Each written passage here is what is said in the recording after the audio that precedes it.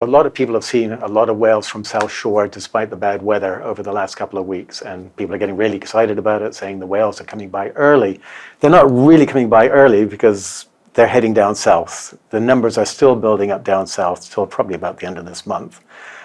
So we know that some of these whales are going south, but I think some of them, from the activity that we see, they may be hanging around here to breed. And if they breed here, they can save themselves a 2,000-mile trip down to the Caribbean. People used to think that the ocean was just a corridor and they just zipped through it. But we now know that the middle of the ocean, the mid-ocean seamounts, are just as important a habitat for the humpback whales as their breeding grounds down south and their feeding grounds up north. What would suddenly change their behavior after who knows how many good question. millennia? So I think one of the reasons is the population's really healthy. And so they used to breed here, and then the Bermuda whalers started hitting the mothers with calves.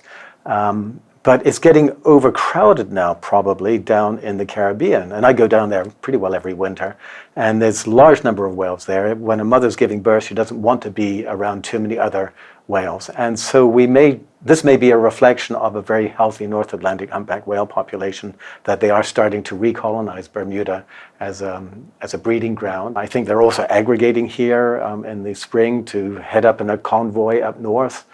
Because well over half of them have got orca bite marks, and they get them somewhere up north. So it would make sense for especially a mother and a calf to move off in a convoy of whales for protection. What is the significance from a research perspective, having them in Bermuda for longer periods of time? Good question as well, because Bermuda is the only place in the world where you've got a platform providing a window to the mid-ocean social lives of the humpback whales. So in Hawaii, once they leave Hawaii and go up to Alaska or Canada, there's nothing. Nobody really knows what they're doing in between. In the southern hemisphere, there's nowhere quite like Bermuda. Here we are a platform where we can have a boat, and I can drop the kids off at school and pick them up at the end of the day. But in the meantime, I've been on a mid-ocean seamount, and the North Atlantic Ocean is covered with these mid-ocean seamounts, and they're like an oasis in the desert.